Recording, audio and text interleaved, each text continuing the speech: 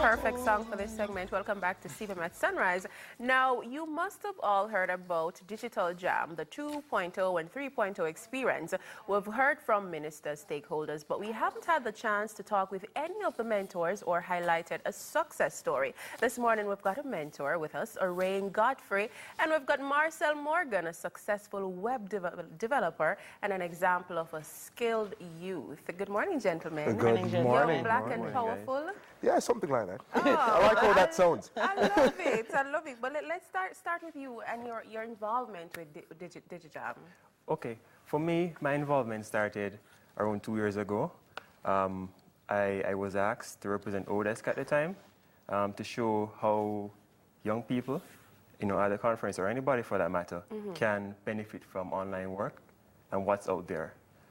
So this year, I'll pretty much be doing the same thing, where I'll be speaking at the conference, small intro, and then I'll be having a workshop after to kind of show how my success story, has worked for me and how anybody out there can, follow the same patterns and be successful as well. Let me ask you how it has worked for you. Right. How have you made a career out of something you can't touch? Well, it is pretty hard to explain to people, something you can't touch, but you can actually, by just having internet access.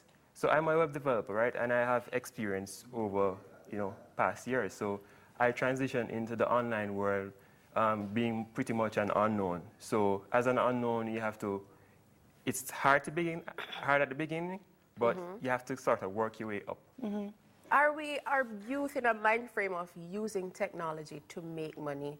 We see so often people using technology just for fun, browsing. Right. We have smartphones, but are we really using them smartly? Well, part of it is that, and part of this experience at Digital Jam 3.0, why we want people to attend is to increase the knowledge base of those who are out there. It's not so much about Facebook, Twitter, and so forth, but these opportunities that are available in this while they say the world is flat, and indeed it really is, because I have people right now who are working, and they're working for somebody all the way in India, but they're sitting at their computer desk doing their regular work hours, and they're working and they're making money.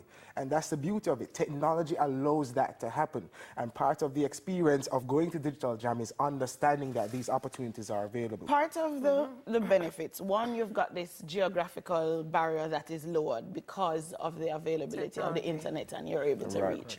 But the other one of the thing is people are always talking about, trying to instill the spirit of entrepreneurship in people. With a computer and internet access, with relatively little injection in terms of cash, you are able to make some serious money. That's true. That's very true. I like to take that one because my own investment in this has been buying my computer.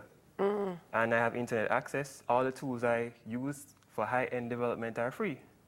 So it's a pretty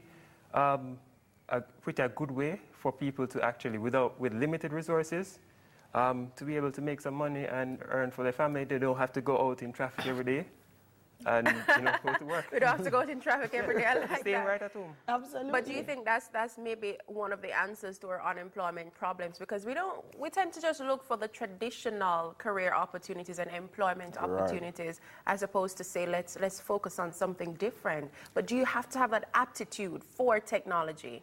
Well, it starts at just a simple concept or just an idea, and many people have that. And you find that the competitors in this competition, some of them are in high school, and they have these vivid imaginations. They have this concept, but they may not know how to execute it. And part of our job as a mentor is to kind of guide them along that process. And part of Digital Jam as well is to introduce people who can guide people along that process. Even if you have just a small idea and you want to execute, then we can grow with you, and then you learn the technology and you build from there, because there's so many different platforms available where you can actually build out something that you may so desire. It's just learning about it. The education is important because you talk about the learning about it. It's not one of those things where you buck up on how it happens. A lot of this has to start with some kind of education footing, some kind of learning the basics of how it's done, and then you take on this world of exploration. From an education standpoint, what would you have had to go through to be able to now get to a stage where you can mentor somebody? You're so passionate, Oraine. I try. Well, I mean, honestly, it all started, Marcel can probably back me up on this one, where it started from just,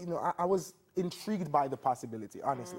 And then, of course, I just spent time learning. learning. I just went online, I did my own research, I tried stuff. And you see, you have to try and you have to fail in order to succeed. And I just tried and I tried, and then of course, hey, well, this works, I like that.